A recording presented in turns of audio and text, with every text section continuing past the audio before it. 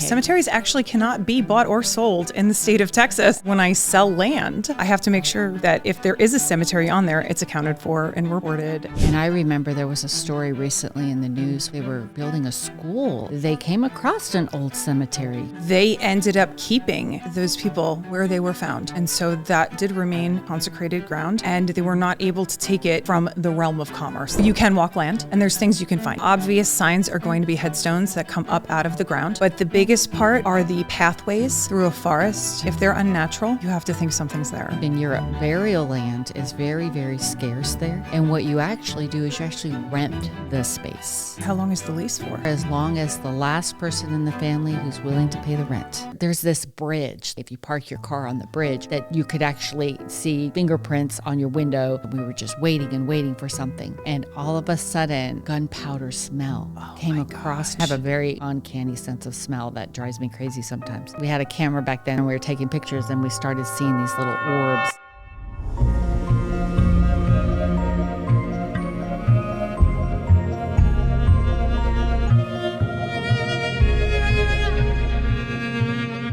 Welcome to another episode of The Final Curtain Never Closes. Today I'm with a very fascinating guest. And at first, when I tell you who this guest is, you might wonder, why is she a guest on The Final Curtain Never Closes? But wait, we have a lot to talk about, and we're going to dive right into it. So I want to welcome Caryn Craig from KW Commercial. She is a commercial realtor. So yeah, a realtor with the National Museum of Funeral History. And we're here to talk about some very interesting stuff that she has encountered during her time as a commercial realtor. So welcome, Caryn. Thank you, Genevieve. I'm so excited to be here. And, you know, talking about cemeteries and land and Texas history is just, to me, it's fascinating. I'm a history buff. And so when I get to couple that with my everyday job, it's the most exciting thing to me. So you tell me you sell cemeteries? I don't sell cemeteries. Oh, no, okay. Cemeteries actually cannot be bought or sold in the state of Texas. Oh, interesting They fact. cannot. But what I do is when I sell land, I have to make sure that if there is a cemetery on there, it's accounted for and reported. And because sometimes you don't know if they're there. And, you know, for example, I have 15 acres under property in Fayette County right now. And so Fayette County is one of those counties that has cemeteries just dotting their land. And you don't know where they all are because they came from, you know, old settlements, old Texas settlements that maybe are forgotten. You know, maybe you don't remember there was a church there or a very large home with a family plot. But that doesn't mean that they don't exist. It means they're still there. They've just been forgotten until they're not forgotten. You know, it's interesting that this topic is being talked about now, especially, you know, Houston has just grown by leaps and bounds. Yep. There's been so much development going on. Mm-hmm. And I remember there was a story recently in the news when they were building a school. Yes. And when they Yes. started to excavate the land Yes. for this property to be developed upon, they came across an old cemetery. That's right. I think, are you talking about the Sugarland 95 Yes. in Fort Bend? So that was a huge news story 5 or 6 years ago. And they ended up keeping those people where they were found. And so that did remain consecrated ground. And they were not able to take it from the realm of commerce. That's what they say. So when you find a cemetery like that, like the ones where the Sugarland 95 were found, it's immediately that land is taken from the realm of commerce. It is no longer a subject matter of conveyance, inheritance, so as to interfere with the use and possession that it has been devoted. So Yes. It is, most of the time in Texas, always a cemetery. You know, we talk about how we have to, once we identify the fact that this was a burial ground and this is sacred, and we have to maintain that as such. Yes. You know, I find that very helpful for our listeners if they're ever in the Spring area, Yes. to have a full understanding of what that looks like. If you go I-45 north and get off right before Old Town Spring, Yes. on that feeder road to the left between I-45 and the feeder, there's an actual cemetery. Yes. It's the Wenchy family cemetery. Yes. So if you think about it, that land was so underdeveloped back then. Yes. And there undoubtedly was perhaps a church there or maybe Right. a family home. Right. And they buried their family right there on their land. And now it's I-45. Yeah, it's I-45 in the theater. When you think about that, and, you think about Texas just is constantly being developed. And, isn't the joke about 45 that it's been under construction since the day it started? Exactly. And it wasn't always like this. This is a place where people settled. It's interesting because my husband and I, he was checking his phone last night and he said, I found a picture of back when they were barely starting I-45 at Conroe. Oh my gosh. And it was just tons and tons of trees just everywhere. Right. And then you just seen this small little clearing that I could now recognize as, oh, wow, that's going to be 45. And it was just a dirt clearing at the time. Right. It was interesting. But it's the history is profound in Texas and it is everywhere. But I think that we're finding in this vast land of Texas that there are more and more forgotten cemeteries throughout that have been overgrown and no longer cared for. And like you said, perhaps was just a family plot on somebody's land, because in the state of Texas, you can bury on your property, providing that you get that registered with the state that you are going to bury a family member. And of course, it can't be done within city limits. Right, not anymore. Yes. So we have to, there are laws that govern where you can and cannot bury, but for the most part, in our fine state of Texas, you can be buried on your land. That's right.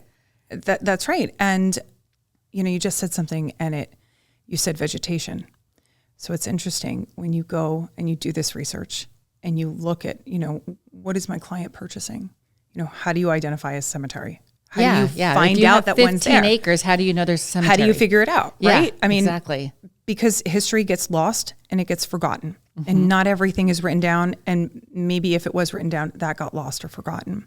Well, and also, we're prone to hurricanes. Yes. And all this flooding that we've experienced over the years. Undoubtedly, perhaps, we had one of our county offices and all the records that were in it was just wiped out. Right. So how do you find out if a cemetery once existed in this vast land that you're trying to sell when there's no records to tie back to it? So it's interesting. You can walk the land and you can... So did you go walk 15 acres? No, I didn't. I'll be honest with you. There's cattle on the land and I didn't want to disturb the cows. So, you can walk land and there's things you can find. Obvious signs are going to be headstones that come up out of the ground. But then there were some eras where they put headstones on the bottom, like, the ones that just lie flat. There were some times where perhaps a family didn't have a lot of money and they just put other things there. A wooden cross, perhaps? A wooden cross, which would probably be gone at this point. Yeah, definitely. Different types of rocks that might be in an unnatural formation. But the biggest part, well, there's two, are the pathways through a forest. If they're unnatural, you have to think something's there. Sometimes the flat headstones get buried, and so they'll create mounds. So you can look and you can see if what's going on there. Maybe you want to wipe that off. You can see a lot of this through aerial footage as well. So we're lucky that we're in the era of, Google Earth. Yes. And, as realtors, we have some other software and programs that we can use to, really search aerial footage. But the part of it that is the most amazing to me is the foliage. So things like hibiscus and other hostas are not native to Texas, but it's what people used to use to decorate cemeteries. Daffodils are another part. Daffodils, if you put them in the ground and they are undisturbed, they will proliferate. Eventually, those bulbs will proliferate. So if you're walking through a forest in Texas and you see a bunch of daffodils, there's a good reason why they're there. You should question it. Perhaps somebody had laid daffodils at a grave site sometime many, many years ago. Yes, and this is how they decorated where their family member was buried. Other irises, certain types of iris are not native to Texas. And then, of course, lilies. Very interesting. I would have never thought. So for myself, I'm in the industry myself, but of course I'm in it to a completely different facet. I'm not in it looking to see, was this once a cemetery? I know where the cemeteries are and I know where they're headed, right? Because I'm a funeral professional. Right. So it's very interesting that to see somebody who's not in the industry, but is one that is in the market of selling land and has to understand that before you sell that land, you have to determine if it was something else right prior to it getting developed. So let's hypothetically speak and say that this 15 acres you find perhaps a marked cemetery where there's several bodies, or just a cemetery where there's one. Right. What do you do? What is your responsibility at that point? Well, you have to obviously alert the county. The county has to be aware this is what's here. And then there's other government agencies that take over after that, but you have to let them know that it's there. Of course. Because, that has happened here in Texas sometimes where you try to hide it. You can't hide it. That's not how it goes. And so, for some people that would be a turnoff. They wouldn't want land that had a cemetery on it. And that's understandable because you have to provide walkable access to that cemetery so people can go and visit it, which means, depending on where it is, people are going to be walking on your land. Oh, wow. Now, you don't have to have drivable access. You have to have walkable access. Interesting. Now, are you going to be responsible for the care of the cemetery as well if it's in your land? You are. Wow. So you have to provide that perpetual care. You do. Wow. So I have to keep cutting the grass and weeding and making sure the cemetery is... Yep. Interesting. It is interesting. And, for some people that would be a turnoff. For other people, they'd be like, this is really cool. Well, if I was in the And industry, I love this. and I mean, I'm in the industry, so I think if I ended up with a cemetery on my land, I think it would be quite fascinating. Actually, I'd be honored to actually care for that cemetery and ensure that the descendants of that cemetery continue to have a place to come and visit and learn about their loved ones. Because, we were talking earlier, the whole purpose of the cemetery is one to leave your mark in this world, right? To show that you true in fact actually existed at one time. Yes. You lived a life, and that life that you lived, led to other lives. Yes. And we always hope that that you don't have to experience that second death that we consider happens when the last person who knows who you are no longer is there to visit your grave. Right. And so the cemeteries are important, but you touched on some other aspects of why a cemetery is so important. Well, I think it's our Texas history. And when you look at the development in Texas, we're expanding into small little towns. I mean, look at Katy, for example. Katy, even 25 years ago, was not what Katy is now. But when you drive through the older areas of Katy, there are cemeteries dotted in there. And those were people's lives. People lived there. They loved there. They developed the town that we now know. They were the which first we're turning ones. into probably a little city now, right? And I think it's you can definitely argue that Katy is a city, but you go further. Let's go further out on I-10. Let's just go further out on I-10. You have these small little towns. They were railroad towns. They were there for a reason. And so they're getting swallowed up. Mm-hmm. And so the way to preserve that is to make sure that we're preserving our history. And part of that is cemeteries, because there are a lot of towns in Texas that don't exist anymore. Mm-hmm. And that's where you find these little surprises, like I like to call them, where you're buying land and you find these little surprises that are there because the town didn't need to exist anymore. Whatever they were doing there moved somewhere else. And so everybody else did, but their loved ones remained. Yes. Those that died in that small town, Yes. that town defined who they were, yes, are now left behind. Exactly. But that's our history. Yeah. That's the beginning of Texas. Yeah. That's how it started. It's interesting that we try to hold on to the cemeteries as best as possible. I remember being involved in a project here locally in Houston off of I-10, Olivewood Cemetery. Oh, yes. That cemetery truly got swallowed up in development. Oh, yeah. There's townhomes and shopping strips and everything all around it now. And I remember helping them try and, with the project, preserve Olivewood. And we actually were able to get the mayor to come out and proclamate an Olivewood Day from our efforts. And they always are in need of volunteers to come out and help clean off the vegetation and help preserve the cemetery. And it was unfortunate in some of our mini storms that we have here in Houston with all of the development created a wash off of large amounts of water. And unfortunately, Olivewood became a subject of that wash off, and it washed away graves. Yeah.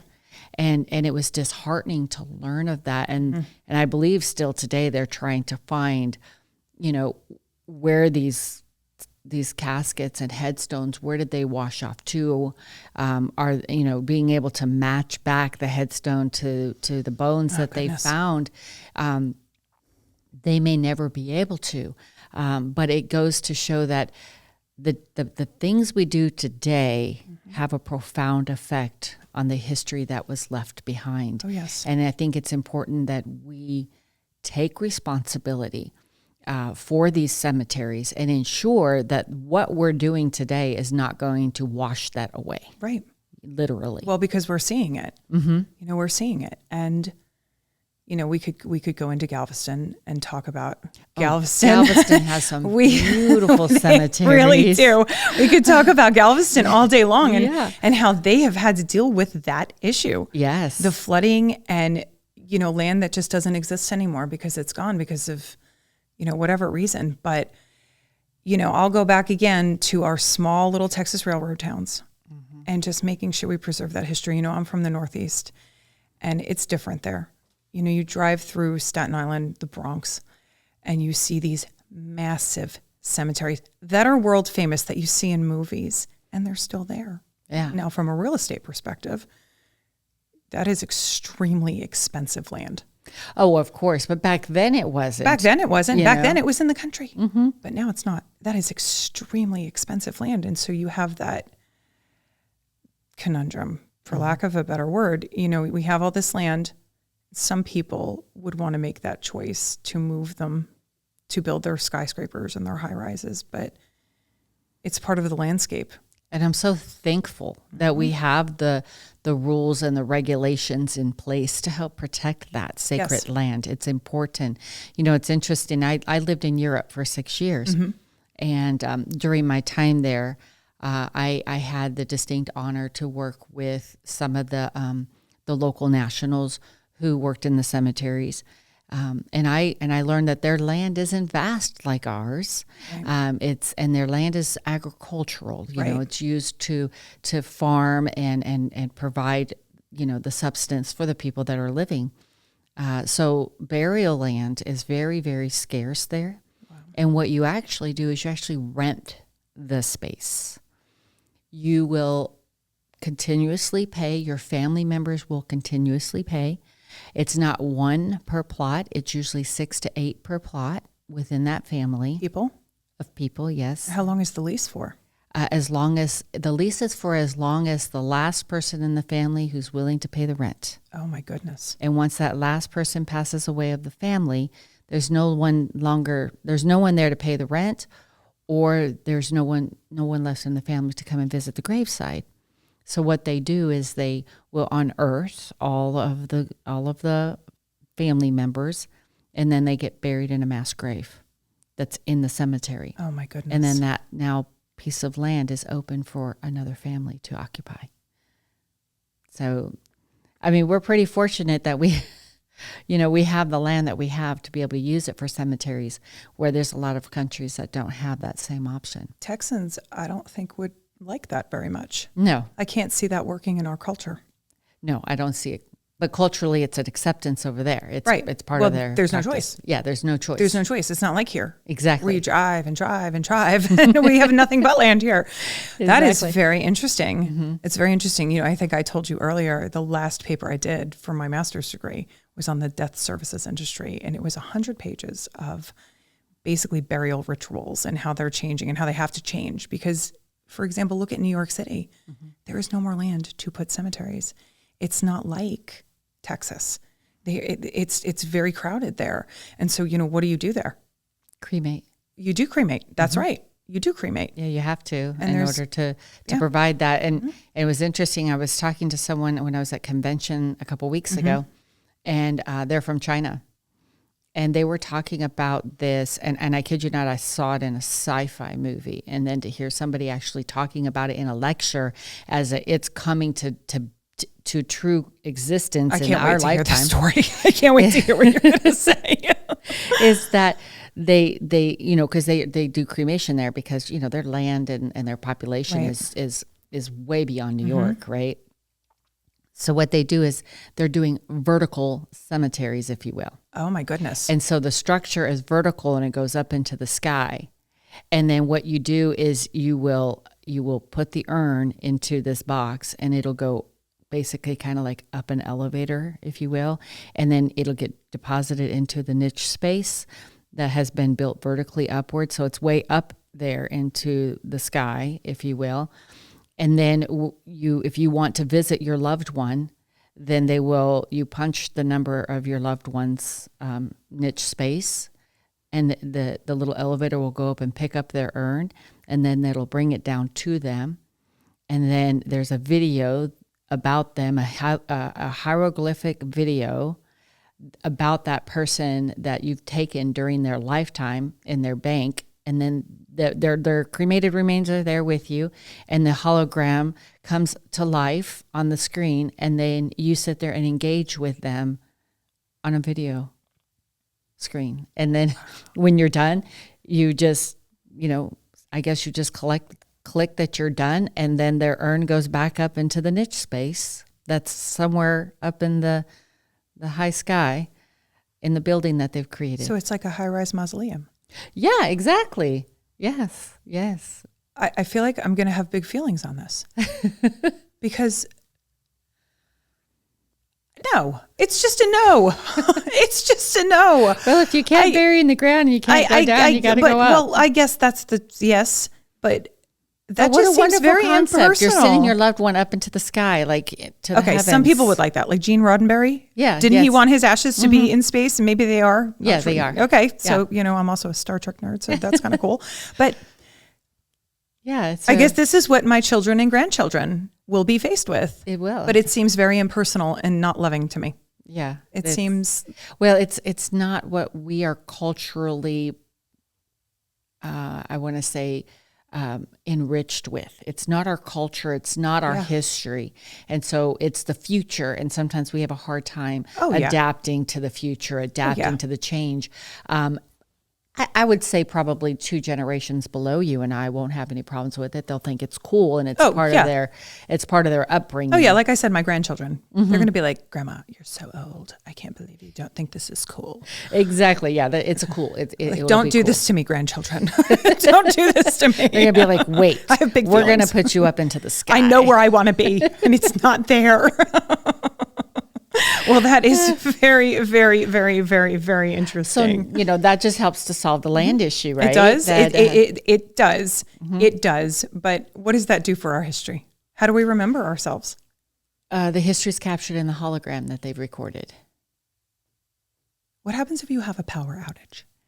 Well, then that's going to be another issue. See, it's a good question. Exactly. That's a good question. What happens if there's a power outage? You'll just have to wait for the power to come back on. I can't deal with that. That's just very stressful. That's just not, no. It's a no. And if you think about it, we're going to be relying more and more on technology to do what we need to do in life. I think we're already there. Yeah, whether it's visiting our loved ones at their gravesite or their burial spot or their niche space or our day-to-day life. You're right. We're already there. We are. And we're going to I think we'll have a hard time adapting with more and more power outages in the future.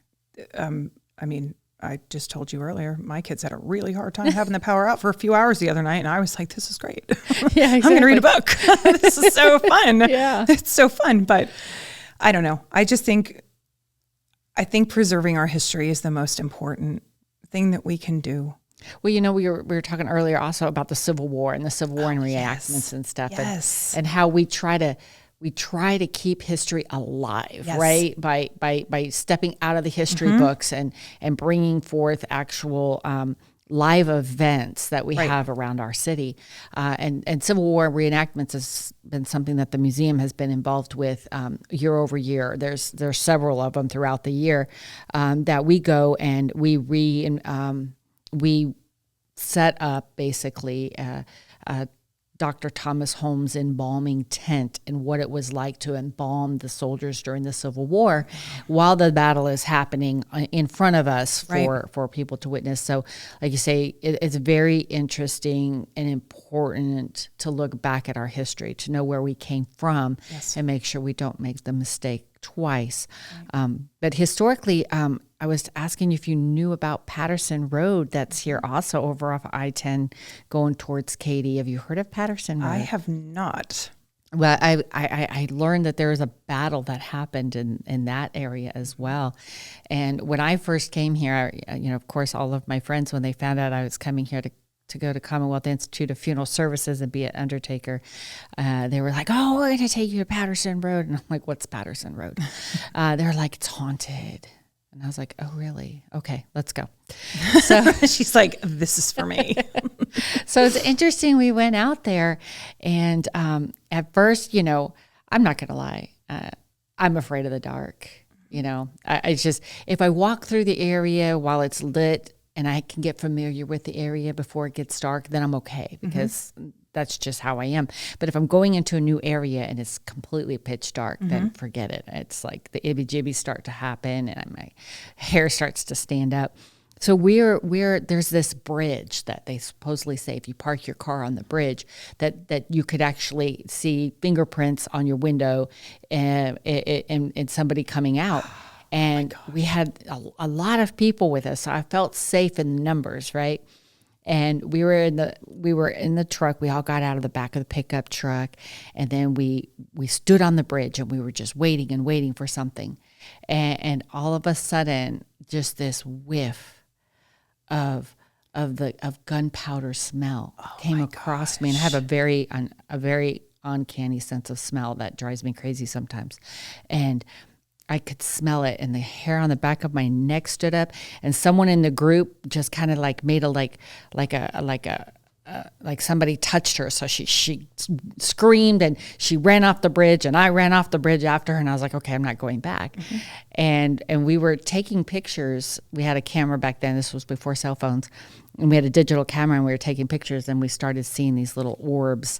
And people talk about orbs, and that you can see them, and they kind of look like I always think they're like an Aztec calendar kind of sort of look to me. And I was studying the cameras and realizing that the orb that was further away was bigger than the orb that was in the forefront. And I was like, if you think about that, the physics of that should have been the opposite. The opposite, right. And so it was actually displaying different levels of energy. And so that was my first time experiencing the orb and experiencing some type of, powers or ghosts, spirits beyond me. I couldn't see anything without a digital camera, but I could smell. And then, of course, we were there for a couple hours, and then the cops came out and said, "Are you all parked at the gas station over there?" And we're like, "How did you know it was us?" He's like, "We ran the plate. We figured you guys were a big group of people. You must be funny. You must be ghost hunting on Patterson Road." That's funny. He came and then of course I had to ask him. I was like, "Are there really ghosts on Patterson Road?" And he's like, "I will not confirm nor deny." And I was like, "Oh man, I'm sure you get it a lot." Maybe he's in denial. Yeah. Could be in denial. But I'm sure, so that, I know that tract of land will never be developed because it's prone to flooding a lot. Oh, yeah. But it's interesting. So, for listeners, that if you want an adventure, go out to the bridge on Patterson Road. That's right in our area. Pretty interesting. That is very, very, very interesting. Yeah. But they said a battle was fought there, and there's a lot of soldiers that died there. So that their remains still there. But, the area is so overgrown with vegetation that it would just take, eons to even try to find anything. Interesting. Interesting, because I went to college in Civil War country, so, you could find bullets sometimes if you were digging, and like deep in Virginia. And in New York, too, they had imploded a building, I heard, and then as they were excavating the earth, they didn't realize that building was actually built on an old Civil War cemetery. Oh, wow. Because they were unearthing the Fisk coffins that they were in. And so a Fisk coffin is this heavy iron coffin, and it has a glass plate around the face. Oh, yes. Yeah. And we actually have some here in the museum that you can see, but they're heavy because they're all made of iron.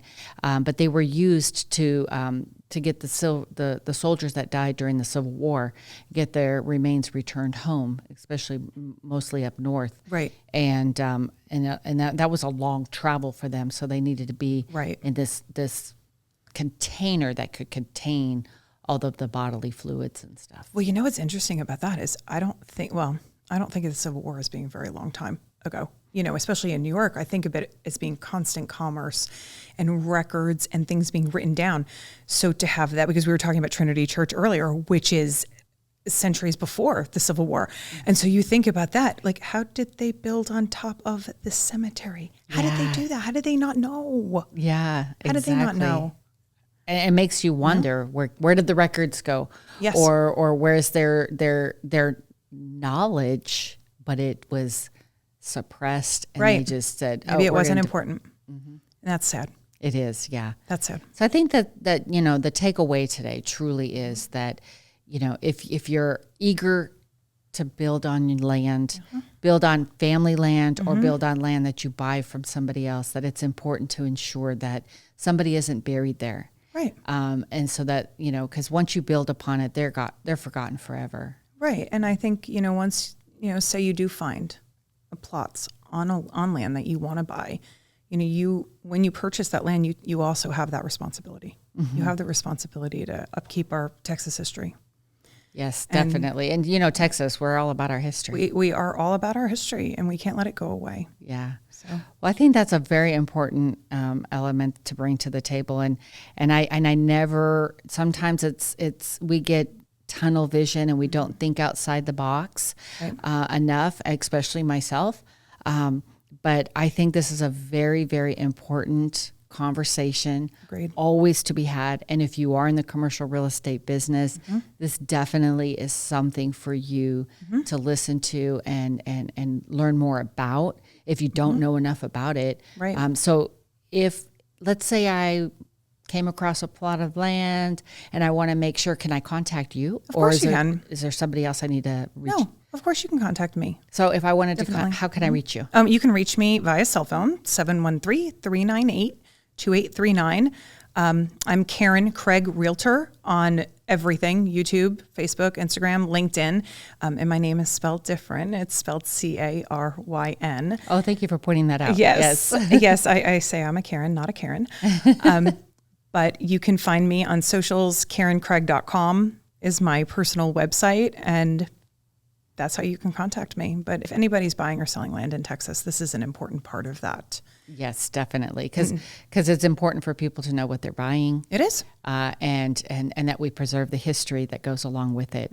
And so, thank you so much for being a resource for people out there. Problem. Thank you for coming and being part of this amazing podcast that we have to constantly inform people on different aspects of our industry, as well as the most important part of life, which is death. Yes. Thank you so much for having me. This was super fun. I love it. Thank you so much. Thank you, Genevieve. You're great. Thanks. Thanks.